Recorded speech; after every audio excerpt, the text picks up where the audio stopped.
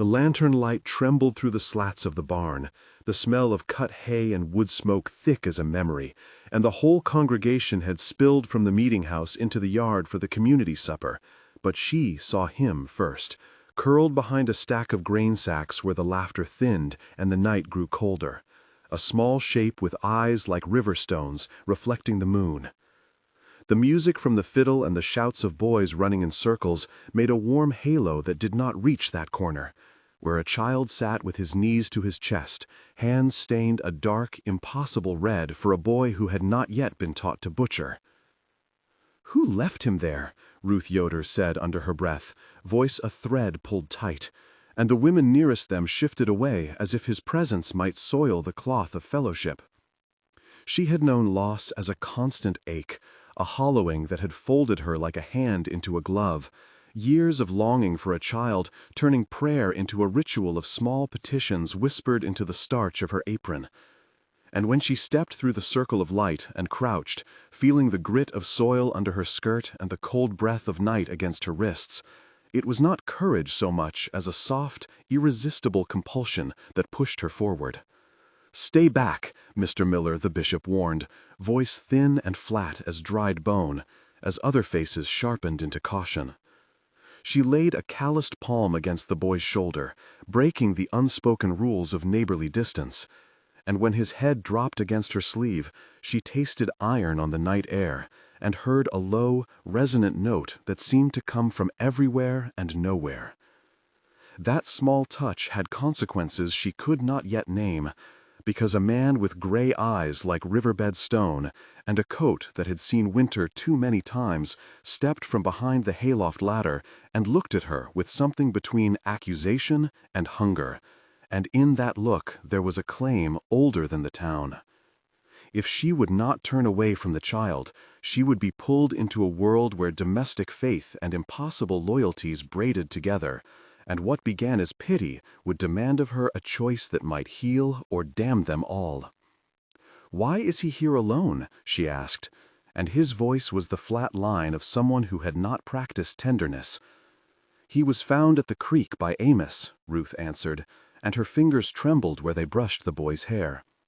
"Is he one of the Miller children?" Sarah Yoder asked, looking from the boy to the parishioners, suspicion like frost on her tongue. "No," the older woman, Leah, said, cheeks hollow with worry. "Not one we know, not one we own." "Maybe he ran," Tobias, a farmhand, suggested, but his words fell short, clattering like tools unused. "You cannot take him in without the bishop's say," Mr. Miller said, though he did not step nearer. "He's a child," she said, voice plain and steady, as if speaking the obvious could make it so. "He cannot be left in the dark." The man with the gray eyes watched her hand and then her face, and said, "Compassion is a fragile thing in this town, and sometimes it brings winter." Her backstory lay like a set of stones she had learned to step over without looking, but the memory pressed forward now, each step on it bright with sensory edges. As a child in a one-room house, she had learned to count seasons by the texture of her mother's hands, the smell of rye bread when the oven door opened, the first blue of violets under snow, the rough heat of schooling on cold benches while sunlight painted stripes across her knees. Her mother taught her to sew with a needle that hummed, to listen to the cadence of scripture and the quiet between words where mercy hid. And in those years she learned the trade of small mercies, the careful economy of giving away what little you had. As a young woman, she had been betrothed and then widowed in a winter where fever took a man she had just begun to learn the shape of, and the marriage that had been meant to root her ended with a closed coffin, squeezing the future into nothing. She married again, a steady man named Jacob, who worked the north fields, and who taught her laughs that rose like yeast. But the body that carried life for other women did not answer her, and the quiet of her bed at night became a prayer that measured time in the pressing of palms to linens. That loss carved a habit of looking at other people as if they carried small, fragile fires that might die if blown on too roughly. And it taught her to forgive the small cruelties of neighbors who could not name their own grief. In the present, she moved through the routines of the community with a kind of graceful ache, hands always busy with bread and mending and hymnals, eyes used to the steady rhythm of planting and harvest, while an old longing hummed under her ribs. The boy in the hayloft jarred that rhythm into a new shape, and the memory of lullabies her mother had once sung braided itself with the immediate scent of barn dust and a sudden, sharp iron that made her palms sweat. "They say the creek gives more than fish in some seasons," Amos muttered from the dim, eyes flicking toward the small figure as if expecting the night to answer him. "Folks talk of men who do not sleep, of hands that are too cold to be human." "Old wives' tales," Leah replied, but her chin carried the worry of someone who had buried kin in spring floods. "Old or not, our rules are sharp," Bishop Miller said, but his voice wavered when the man with gray eyes reached out and did not touch the child. His fingers hovered like a question. "Does he speak?" Ruth whispered. "Only in whispers that sound like names, not ours," Jacob said, and his hand tightened on hers for a moment, a wordless pact of solidarity and fear. She looked at the boy, at the bruise of his lip, at the way his breath breathed a little cloud in the chill of the yard, and she thought of all the prayers she had left unanswered, of the meals set for places no longer occupied, and she made a small, defiant decision. "Bring him home with me tonight," she said, each word deliberate, and the murmur around her folded into a hush, as if everyone had been waiting for someone to choose. In the privacy of her kitchen that night, the boy would not sleep. He pressed his face into the bowl she had used for dough and traced the rim like a pilgrim mapping out the edge of something forbidden.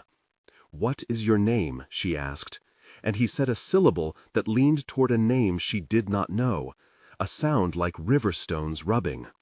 He lifted his head, and his eyes were the same gray as the man who had watched from the ladder, and a low thread of music thrummed in the air that felt like a memory of thunder. "He is strange," Jacob said at the doorway, boots heavy with the wet earth, and his jaw worked.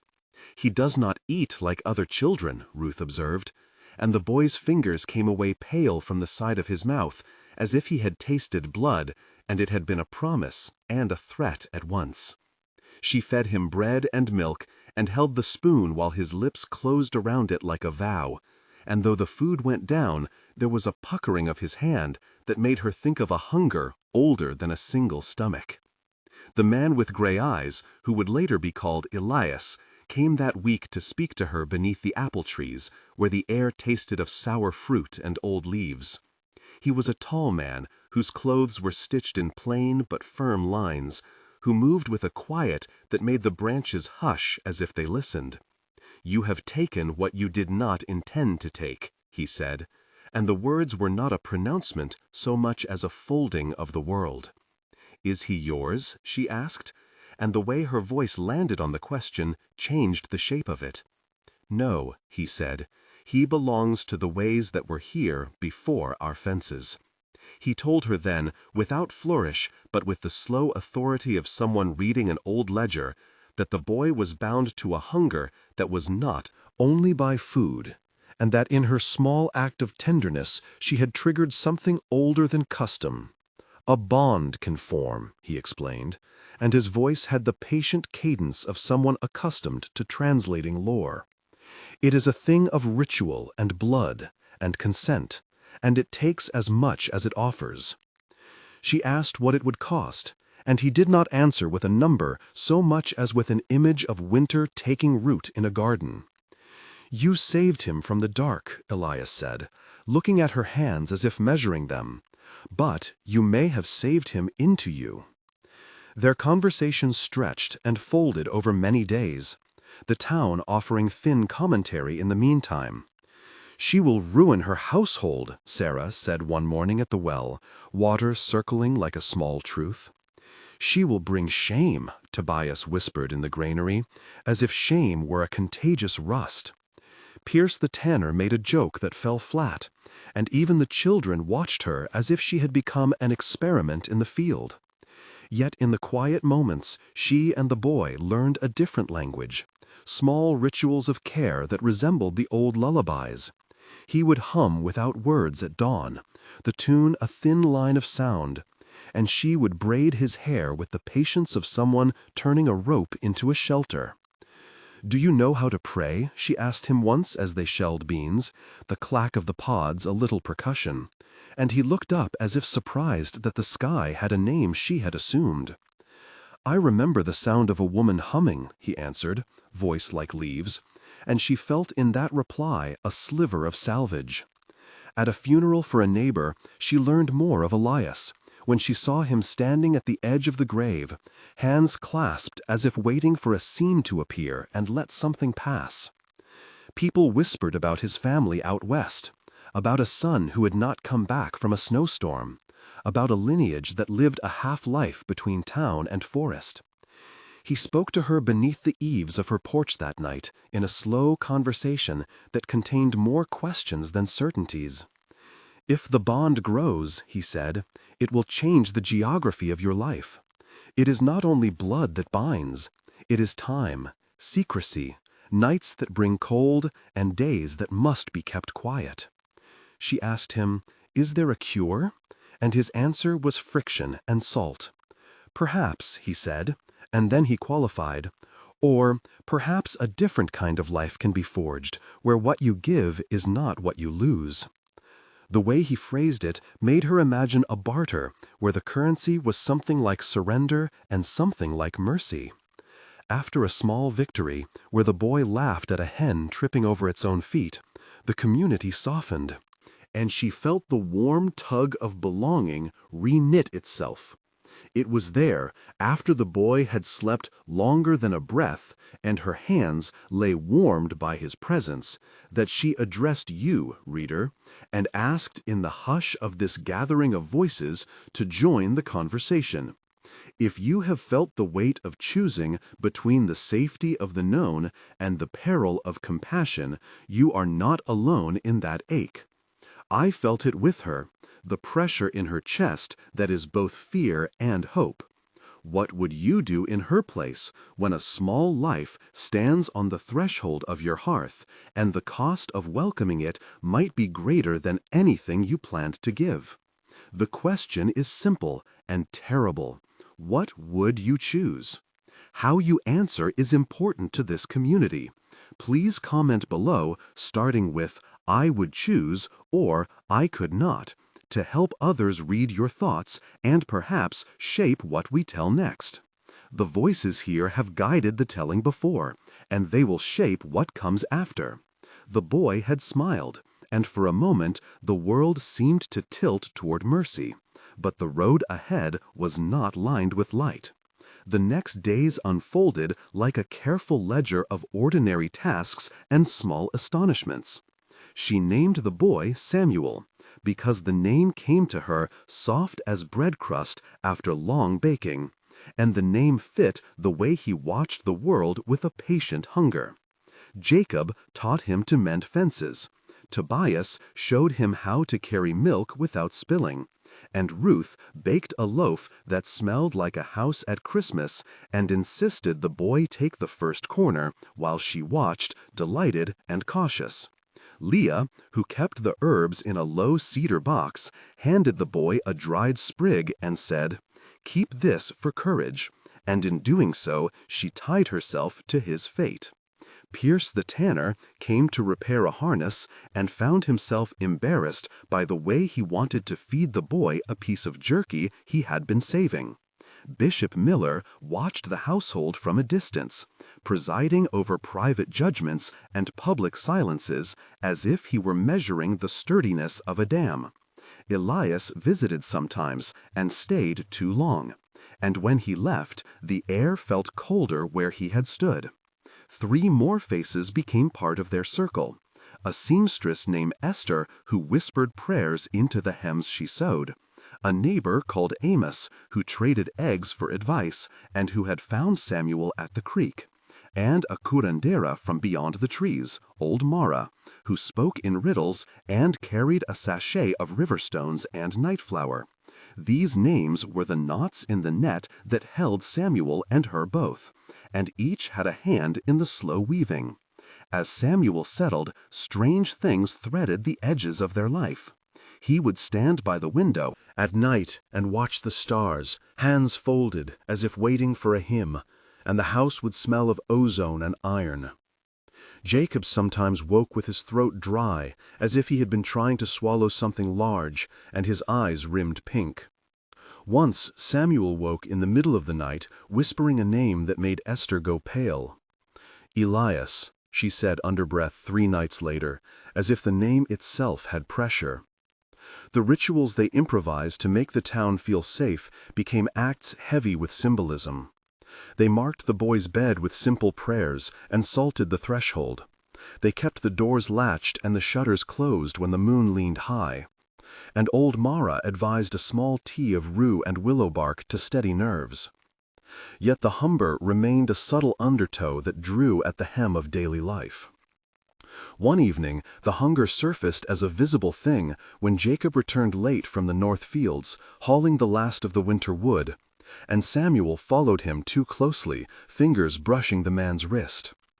Jacob flinched, and when she looked at him, the man who had been her partner for steady years had the tremor of someone whose hands belonged both to work and to worry. "He touched me, and I felt cold," Jacob said, and his breath came quick like a bell struck.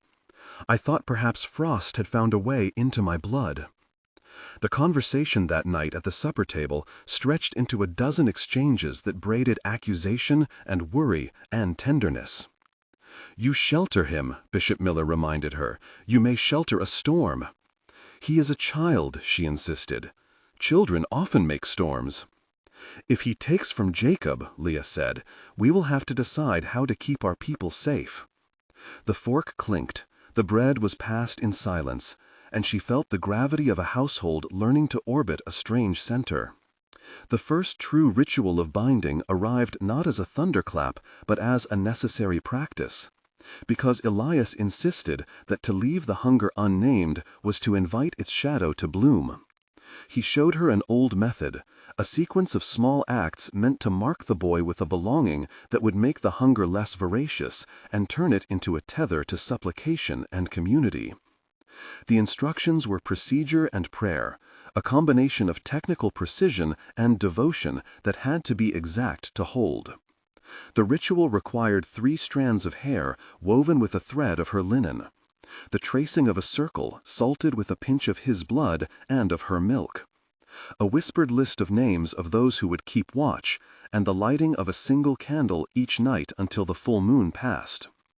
The enactment took 40 minutes, measured by breath and silence, palms pressed and voice softened to harmonize with the boy's breathing. And at the center of it, there, was the careful cutting, the binding of flesh to memory, the transfer of a kind of governance that would be both protection and chain. It was a delicate procedure where a tremor of too much haste could rend what it meant to hold.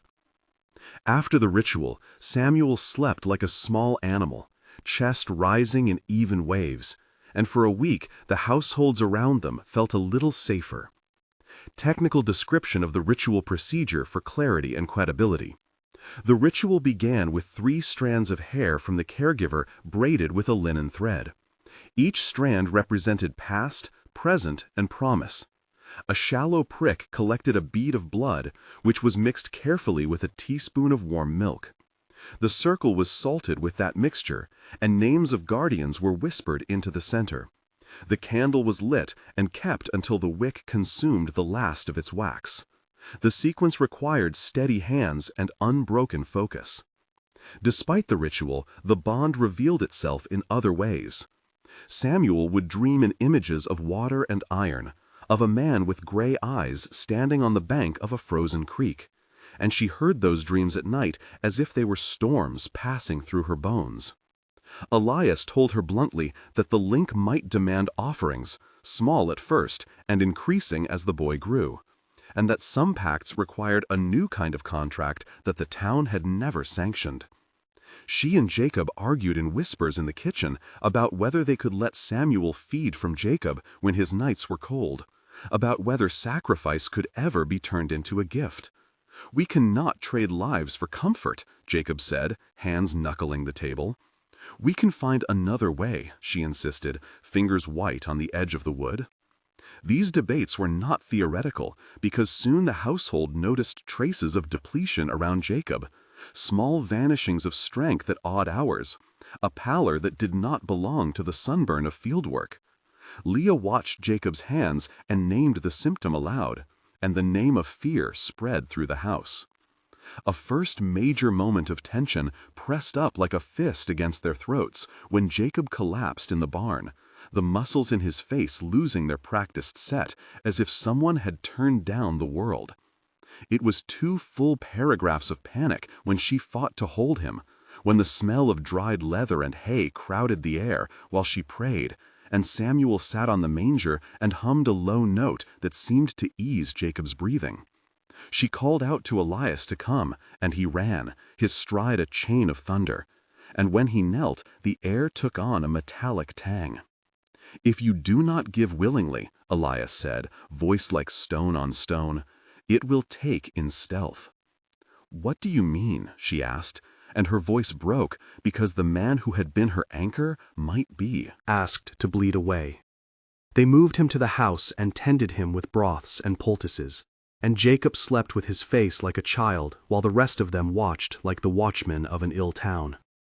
Moment of tension, too, showed itself as a stretch of nights with no sleep and with shadows that felt hungry in the corners of rooms.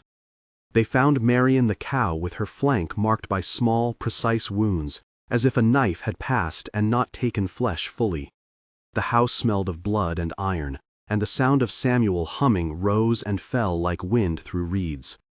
Elias stood too close to the boy and said, "It is learning limits," and the word was both comfort and threat. Their hands trembled when they bathed the wounds. They whispered names into the soaked cloth and counted the hours as if counting could hold back what stalked the night. The tension was a slow suffocation of hope, and the community watched and waited for a verdict. They sought old Mara for counsel, which meant a journey one night with the cart scraping over the frozen lane and moonlight so sharp it made the trees look like rows of black teeth. She listened to their story, fingers wrapped around a cup of bitter tea, and then she told them what was needed with the bluntness of a midwife. "Bindings need guardians and exchange," she said, smelling of smoke and crushed herbs. She proposed a remedy that was not wholly in the book of Elias or in the ordinances of the meeting house. It required a bargain where someone would offer a part of their waking hours, a rhoda of watchfulness, and an amulet made from a sliver of willow root and a bead of the binder's own blood. The cost measured 3 months of deliberate guarding, shared tasks of feeding and prayer, and the town would be asked to embrace the boy not as an anomaly but as one of their own for the term. The suggestion read like both relief and sacrifice, communal and intimate. They tried the communal cure, naming a roster of watchers, including Amos, Esther, Pierce, Leah, Ruth, and even Bishop Miller, who, under his breath, recited scripture and kept watch at the porch. For a season they traded nights, sleeping in shifts, each person bearing the weight of wakefulness as an offering. It worked to a degree. Samuel slept through the small hours, and the farm animals went unmarked for longer stretches. But the cost arrived in small increments, as Jacob's laugh grew less frequent, and his hands trembled more often, and once they found him with a drop of blood at the corner of his mouth, denial heavy on his face. Their negotiations with Elias became more direct. "He asks for more than bread," Elias told them at dusk, as starlight pricked the fields.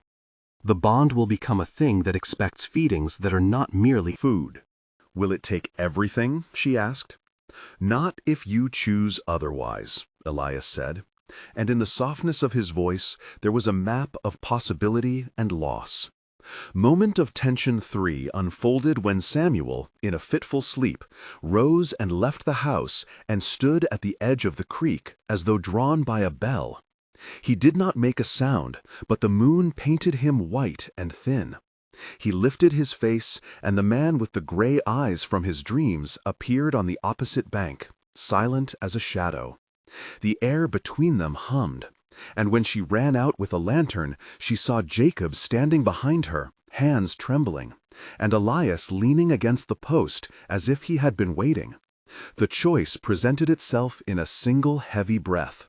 Do you push the boy away and save Jacob, or bring him back and ask for a different kind of life? Her feet found the grass as if guided by memory. She reached the bank and put out her hand. "Samuel," she said, and the boy crossed the thin silence, and the man on the other bank bowed his head as if acknowledging a rule kept or broken. Desperation sharpened their resolve, and in the end she made a choice that would be the hinge of the story. She proposed an alternative to the town, a different kind of exchange that would not steal life from Jacob, but that would ask of her something deeper. "If the bond asks for giving," she said in the meeting house, standing before the faces that had measured her, "I will give what I can that is not a taking from another." She offered her own waking hours as a currency.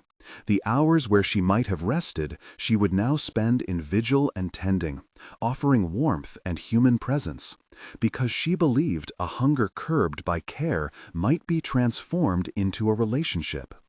The town bristled and then softened, because who among them had not asked someone to take on a burden as part of neighborly duty? They agreed to a trial, a season where her body and time would be the ledger, and where the community would support them instead of casting blame. Their new life was not free of sorrow. There were nights when she felt as if someone had laid a small knife at her breast and turned it for practice. But those were offset by mornings when Samuel smiled while shelling peas and the house filled with the small music of ordinary labor. Elias sat at the edge of the world of their family, and sometimes taught Samuel to hold a knife safely or to mend a boot. He was a figure of restraint and danger and care, and in the twilight of those months they developed a rhythm, a push and retreat between closeness and reserve that had its own tenderness. They discovered small miracles, too, like the day Samuel coaxed a hen back to health by sitting with it and humming, or when Jacob found himself laughing at a joke he had forgotten he liked. They learned new rituals that were not binding but nourishing, such as a weekly supper where they read aloud from Scripture and from a book of remedies that came from old Mara's trunk. Elias once sat across from her and said softly, "You have given more than I believed possible for a mortal," and she looked at him and felt both flattered and afraid of what that praise might cost. The crisis came when Samuel fell ill in a way that resembled the decline of someone who had been living between two natures.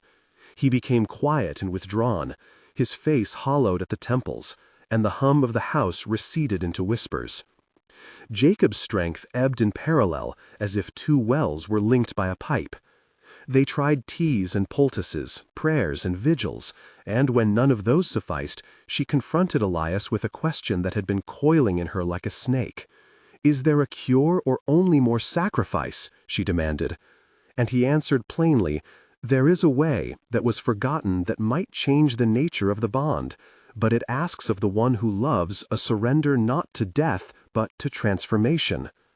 He explained that somewhere beyond their fences lived a place of cold stone and dark waters, a northern manor where a bloodline had kept a ledger of such transformations, and that to seek their counsel meant a journey into a place where customs bore the weight of centuries and where the price of change could be recomposed. They chose the journey, packing the cart with bread and herbs and the small amulet Mara had made. Amos drove, and Esther came to sew wounds along the road. Leah brought a confidence like dry tinder, and Pierce took the reins with the competence of someone who moves beasts. They left night and traveled toward the north where the trees grew sparse and the air tasted of iron. The observations of the road were intensely sensory, the crunch of frozen mud under wheel, the sharp tang of juniper in the cold, the smell of charred rope from a passing cart, the way the moon threw the fields into a stark plate of silver and black. They arrived at a manor perched by a small bay where gulls circled like ragged prayers, and the house looked like a thing that had swallowed winter and kept it for itself. The steward of that place, a woman named Hester, met them and moved with the confident courtesy of someone who had watched vows come and go. She led them through corridors that smelled of old wood and antiseptic, into a room of books where a man in a coat the color of ash explained a ritual that was both medical and metaphysical. He spoke of tempering the bond through a process of shared memory exchange and daily communion through anointed cloths. The theory that if a bond contained enough reciprocal memory, it could be rewoven into an alliance rather than a chain. The procedure sounded like both promise and threat, requiring long days of shared storytelling and the laying down of fears into a common pot, followed by a careful drying of cloths soaked in tears and milk, a symbolic and chemical transference that might re-anchor the link. The description of the curing procedure that the Northern House proposed was exact and deliberately procedural. They required 3 days of uninterrupted storytelling where both parties spoke of their earliest memory. The words were recorded on linen and then boiled with thyme and alder for an hour. The resulting infusion was applied as a compress to the temples each night. The act sought to exchange weight rather than blood and to root the bond in shared recollection. The process would take a season and would exact a cost of solitude and honesty. They returned carrying knowledge and a compass of different customs, and the days that followed were soaked in the slow labor of reweaving the bond. Each night, she and Samuel sat by the table and told stories in turns, the small ones of the farm and the big ones of the places their imaginations had never been, speaking truths and naming fears and laying them on a square of cloth that they later boiled. The act of telling was both medicine and confession, a wash that took with it the salt of sorrow and the grease of daily bread. Jacob grew stronger as the bond shifted its patterns, the color returning to his hands as if ink had been diluted. And the community who watched them began to see their family change shape into something resilient. Elias did not vanish from their lives, but was invited in a new, less consuming way, as a guardian rather than a hunger. And the man who had stood at the ladder now shared in the quiet tasks of mending and watching. The resolution carried consequences and a kind of gentle redemption. Samuel did not become fully like other children in one morning, but the worst edges of his hunger dulled into a constant that was manageable, a pulse that matched the household's rhythms instead of overriding them. She discovered a paradox as sharp as any she had encountered before. She had not borne children by the body, but she had built a family by choice and care. The boy who had been found at the creek grew in their house with stitches made of patience and the slow accretion of love. The town, too, was altered by the experiment of mercy. Some people never forgave what they considered transgression, while others opened their hearts to a broader definition of kin. But most came to accept that shelter would sometimes require sacrifice, and that community could be measured by the willingness to keep watch. Epilogue. 1 month later. Samuel had a new appetite for mornings, and the house rang with small noises of breakfast and broom bristles. The wound on Jacob's jaw had closed, and he came back to the fields with a laugh that sounded like the crack of new ice. They marked a month with a small ceremony of thanks, where Leah read from Scripture and Amos set a jar of honey on the table. It was not a complete healing, but it was a presence of peace that tasted of warm bread and tea. Epilogue. 3 months later. The bond had settled into a partnerable rhythm. Samuel could sit through the meeting and hum the hymns with more accuracy. Jacob had regained weight and color, and he and she planned a winter apple preserve together. Esther had mended their coats, and Pierce joked that he could not imagine the town without Samuel. The Northern House sent a letter with suggestions for long-term practices, and Hester included a pouch of willow root as further protection. The community had softened into a kind of acceptance that was careful but genuine. Epilogue. 6 months later. The household had planted a small orchard by the creek, and the trees bore the promise of a future where fruit might replace fear. Samuel learned to run with the other boys, and fell sometimes, and rose again with scraped knees and laughter. Jacob and she sat on the porch in evenings counting constellations, and no longer did the cold of some nights feel like a threat. The man Elias came by sometimes, and left offerings of firewood and a pair of gloves that he had made himself. The town had shifted its measure of belonging, and she had found a kind of motherhood, not held in the body, but held in time and tending. The last image was of the orchard in frost, with the hint of green beneath, and of her hands, weathered and sure, cupping the small sprout. It was not the life she had once prayed for, but it was a life she had chosen, and that choice had made all the difference. If this story moved you, and you carry a feeling about choices made in the face of fear, please join the conversation below. Tell us what you would have done, and begin your comment with, "I would choose," or "I could not," so we can read each reply like a light. Each voice here shapes the future telling, and the best reflections may inspire the next chapter of these lives. The community built in this space is where readers become neighbors, and neighbors become family. Keep your words kind and honest, and know that each comment is read and cherished. There is more to come, and your ideas may guide whether this story returns to the orchard or moves beyond the valley. The final reflection returned her to the first image of the boy in the barn, the small shape in the barn. The dark that had prompted a woman whose womb had remained quiet to speak and act and rearrange her life. The emptiness she had carried for years had been filled, not by the child she had longed to birth, but by a child she had chosen to tend, and by the community that learned to bear witness to her choice. She learned that belonging was not a thing that simply arrived, but a conversation you had to keep having, that love could be stitched from the scraps left by sorrow, and that redemption was not always miraculous in fireworks, but often small as peeled apples and long as winter vigil. The house by the creek continued to smell of bread and herbs, and the orchard promised fruit in the years to come. If you want to hear more of what happens to Samuel and the people who kept watch, subscribe and return for the next chapter, where we will meet those who passed through the orchard and those who never forgave but came to understand. The last thought that lingered in the air was simple and steady.